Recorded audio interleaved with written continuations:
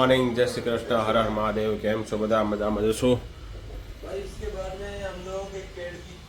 ચાલો, આજે છે શુક્રવાર અને આજે છેલ્લો દિવસ છે વીકેન્ડ માટેનો. પછી 2 દિવસની રજા છે. ચાલો ઓફિસે જઈએ.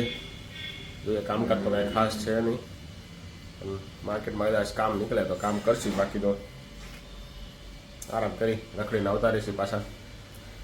ચાલો તો ઓફિસે જઈએ અને મળીએ. ટિફિન તૈયાર છે મારું? ભર્યું નથી હજી.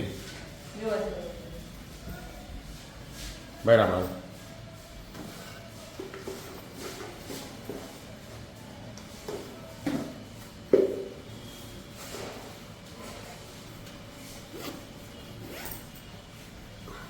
ચાલો ઓફિસ જવા માટે નીકળી. વાગ્યા છે 12:15. જમવા બેસી ગયા છીએ.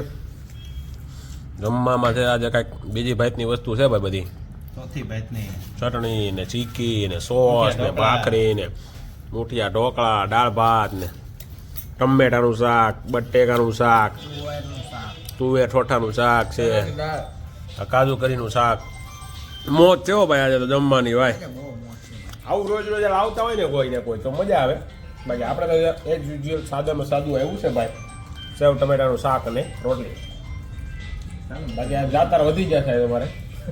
ઘણા ખરા આવ્યા છે ટિફિન લઈને, પણ ઘરે પાછું લઈ જવાય એમ નથી, એટલે અમને આપી દીધું બધું. ચાલો જમી લઈએ.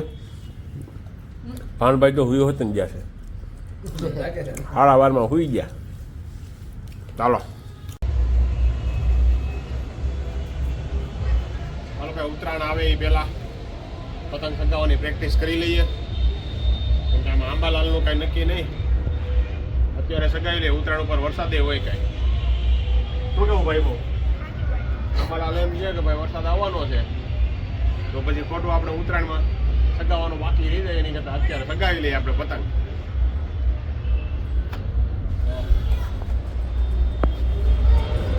આમ શાંતા બાજુ લે આપણો પતંગ તો બતાવે તમને. પતંગ જોરદાર છે આપણો, એકદમ સ્થિરીઓ પતંગ. સ્થિરીઓ પતંગ જ કહેવાય ને એમ. હા, ફિરકી નો લેતો, આમાં કાંદા મારેલા દોરા છે આપણે.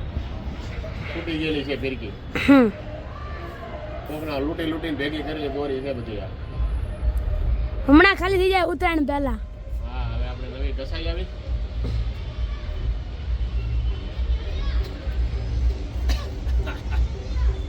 ચાલો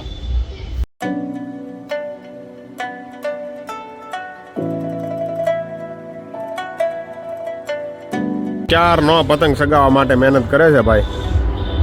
શીખ્યા છે પતંગ સગાવતા. ભાઈથી પતંગ શકતી નથી, ફરી ફરીને પાછી ન્યા જ આવી જાય છે. લો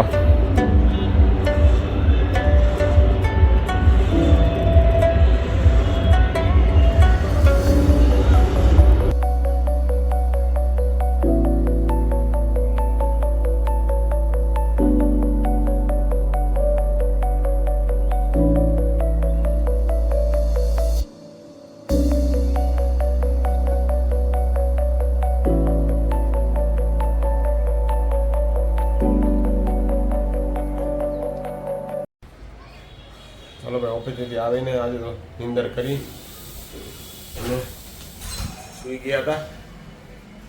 ઉઠીને પછી વાળ કપાઈ આવ્યા. ભૂગો સડી ગયો તો માથામાં થોડોક, કારણ કે આજે જીમમાં વેકેશન પડ્યું છે. જીમમાં થોડુંક રિનોવેશન હાલે છે જીમમાં, એટલા માટે. એટલે હમણાં અઠવાડિયા 10 દીની જીમમાં રજા રહેશે. અને ચાલો વાગી ગયા છે 7:30. નીમાબેન કરે છે લેસન. શું બનાવે છે આજે જોઈ.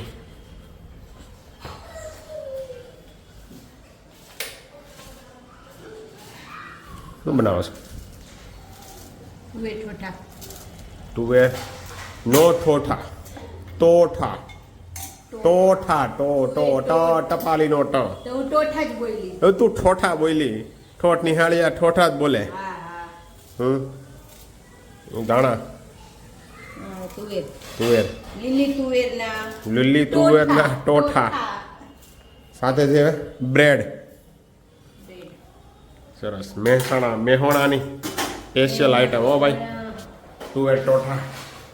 તો ચાલો આજે તો તુવેર ટોઠા ખાવાના છે.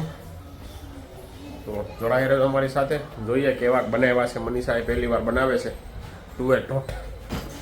નામ નથી આવડતું, ઠોઠા થઈ જાય છે આપણાથી. તો ચાલો, જીયાનભાઈ જો રખડી કાઢવીને પાછી પતંગ ચગાવ્યો જીયાનભાઈ, અને મેં પતંગ ચગાવ્યો. મજા આવી ગઈ પતંગ ચગાવવાની. હવે જીયાનભાઈ બેસી ગયા છે લેસન કરવા. તો ચાલો જોઈ તુવેર ઠોઠાની વાટે છે. હવે ભૂખ તો લાગી ગઈ છે આજે. આપણા બનીને આવી ગયા છે. લુકમાં તો ભાઈ જોરદાર લાગે છે. ટેસ્ટ જોયો, પહેલી વાર બનાવ્યો છે મનીષાએ. લીલી તુવેરના ટોઠા. ટોઠા હો.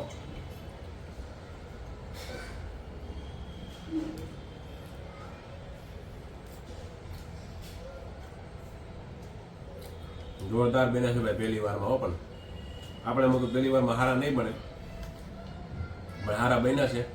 તો ચાલો જમી લઈએ, અને તમે પણ બનાવો તુવેર ઠોઠા. તો ભાઈ જમી કારવીને નવરા થઈ ગયા છીએ.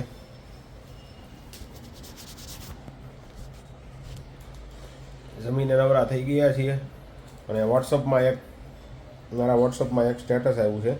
સમસ્ત પાટીદાર સમાજ ટ્રસ્ટ સુરત અંતર્ગત પાટીદાર પરિવાર સુરક્ષા કવચનો આ એક વીમો બહાર પાડેલો છે પાટીદાર સમાજે, જે કેપિટલ લોન્સ ડીમાર્ટની પાછળ મોટા વરાસા આવેલો છે.